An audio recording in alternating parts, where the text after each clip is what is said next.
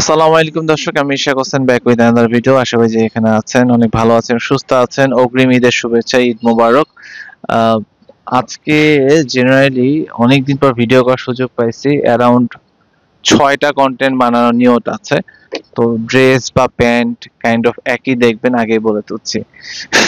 তো যেটা বিষয় যে এই যে একটা মাছ দেখাই, this is called over half moon butterfly betta fish.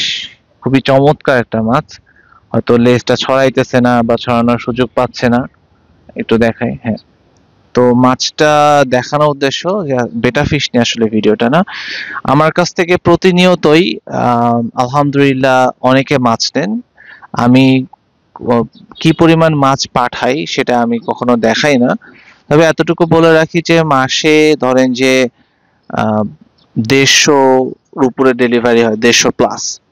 তো একটা অ্যাপ্রক্সিমেট 120 থেকে 150, আলহামদুলিল্লাহ আপনাদের দোয়ায়। তো এই যে ডেলিভারি বা পরিবহন গুলো হয় 3টা বা 4টা মাধ্যমে।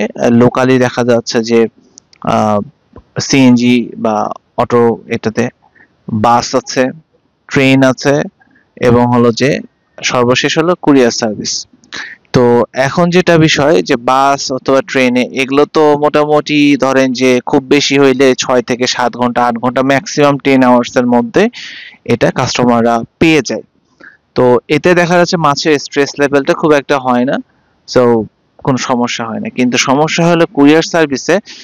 ধরেন যে ঢাকার মধ্যে মাছ পাঠালে, আমার লোকেশন রাজশাহীতে, আহ, মাছ পাঠালে মোটামুটি 24 আওয়ার্স লাগে। কোনো এক্সেপশনাল প্রবলেম থাকলে 2 দিনের মধ্যে হয়ে যায়।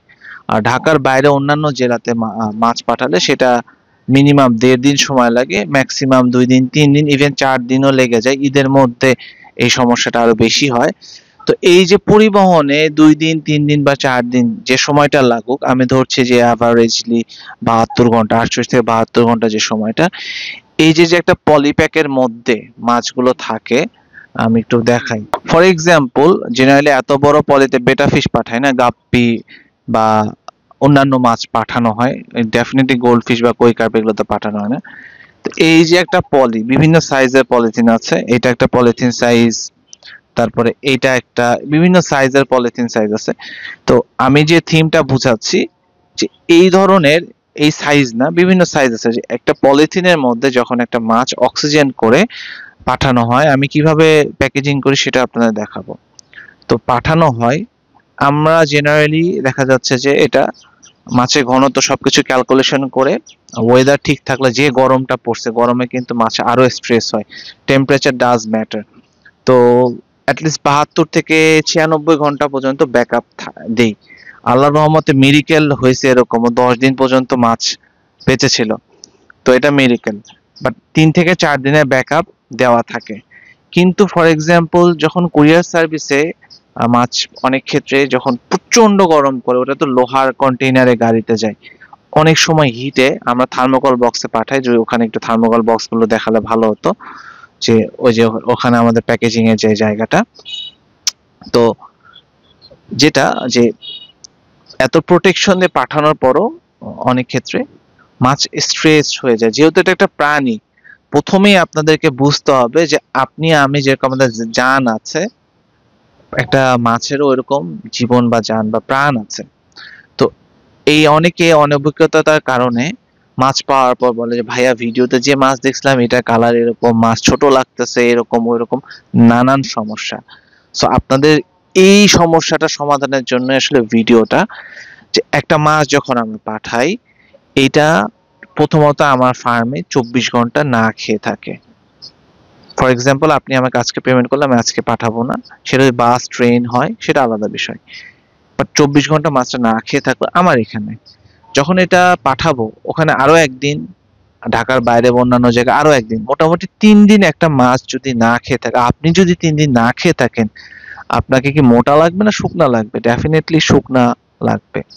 সো মাছের ক্ষেত্রে সেটাই হয়। তারপরে যেটা যে আপনার মাছের যে কালারেশন, এটা যেহেতু আবদ্ধ জায়গায়, লিমিটেড স্পেস, লিমিটেড অক্সিজেন, সবকিছু লিমিটেশনের মধ্যে যায়, প্লাস খাবার পায় না, এটা খুবই স্বাভাবিক। এদের যে কালার, এটা ডিসকালার বা ফেড হবে। আমি আবার বলছি, মাছ যখন অনেক দূরত্বের জার্নি করে স্ট্রেস হলে কালার ফ্যাকাশে হবে, আপনি যেখান থেকেই নেন। কুরিয়ার সার্ভিসে যদি এরকম 24 ঘন্টা 48 ঘন্টা সময় লাগে, মাছ ফ্যাকাশে হবে। যদি বাসে নেন, ট্রেনেও নেন, সেক্ষেত্রেও হবে। সোজা কথায় মাছ স্ট্রেস হলেই কালার ফ্যাকাশে হবে, এটা মনে রাখবেন। এটা অনেকেরই বলেন যে ভাইয়া মাছ এরকম লাগতেছে কেন, এটা হবে, খুবই স্বাভাবিক। প্রত্যেকটা মাছই they will change their colour more or less. কোনো মাছ বেশি কালার ফেড হয়ে যাবে, কোনো মাছের কম হবে, বাট প্রত্যেকটা মাছেরই হবে। তারপরে মাছ আনার পর, মাছ পাইলেন, আমি বলি যে ভাইয়া যারা পান তারা আনবক্সিং করে ভিডিও দেন। যেহেতু কোনো মাছ মারা গেলে পরিবহনে, সেটা সম্পূর্ণ ক্যাশব্যাক আমি নেই, রিফান্ডটা আমি করি।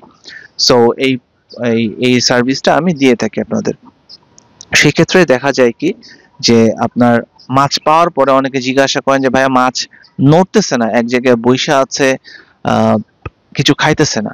আপনি যেদিন মাছটা পাবেন সেদিন মাছকে কিচ্ছু খাইতে দেওয়া যাবে না, কিচ্ছু না। লিটারালি তার 24 ঘন্টা পরে মাছকে খাবার দিতে হবে, কারণ ওর যে স্ট্রেস, যে ধকলটা হয়েছে জার্নি করে, এই জার্নিটা কাটায় উঠতে অ্যাটলিস্ট 24টা ঘন্টা সময় তাকে দিতে হবে। এটা একটা প্রাণী, এগেইন বলছি, this is a living creature, living animal. So 24 ঘন্টা পরে আপনি ওদেরকে খাবার দিবেন, খুবই অল্প দিবেন, দেখেন যে ওরা খাচ্ছে কিনা। কারণ খাবার আবার দিয়ে রাখলে এটা নষ্ট হলে, পানি পচে গেলে তখন আবার মাছের সমস্যা। সো 3টা বিষয় আমরা ফোকাস করব। একটা, মাছ জার্নিতে স্ট্রেস হলে কালার ফ্যাকাশে থাকবে, আর পাওয়ার সাথে সাথে খাবার দেওয়া যাবে না, এটাকে অ্যাডজাস্ট করতে হবে, তারপরে খাবার দিতে হবে। অবশ্যই যে ট্যাঙ্কে ছাড়বেন সে ট্যাঙ্কের পানির সাথে এটা অ্যাডজাস্ট করতে হবে। 3 নাম্বার এবং লাস্ট যে ম্যাটারটা, এটা যে মাছটাকে আপনার প্রপারলি অবজারভেশনে রাখতে হবে, যে এটা আসলে কি অবস্থা হচ্ছে, অগ্রগতিটা কি। খুবই নর্মাল হলে you have to treat it normally. একটু যদি মনে হয় যে স্ট্রেস এখনো কাটেনি, তাহলে ওদেরকে আপনার যে নর্মাল যে ট্যাঙ্ক আছে সেই ট্যাঙ্কে ছাড়বেন না। ফর এক্সাম্পল, আপনি আমার কাছ থেকে কিছু গাপ্পি মাছ সংগ্রহ করলেন, এবং এরা তো জার্নি করে গেছে খুব ক্লান্ত। এই ক্লান্ত শরীরে আপনার যে ট্যাঙ্কে অন্যান্য গাপ্পি মাছ আছে তাদের সাথে যদি ছেড়ে দেন, ওই মাছগুলো এদেরকে ডমিনেট করবে, ঠুকরাবে, গুতা দিবে, কারণ এরা দুর্বল। যার দুর্বলদেরকে সবলরা তো ডমিনেট করে, ইটস ভেরি নর্মাল। এটা হিউম্যান বিইং থেকে শুরু সব ক্রিচারদের ক্ষেত্রে ওকে। সো আগে আলাদাভাবেই ছাড়বেন, ওরা ধকল কাটাইলে যখন নর্মাল ফিটনেস ফিরবে তখন আপনি অন্যান্য ট্যাঙ্কে ছাড়বেন। This is the whole summary. এটা খুবই করা জরুরি ছিল।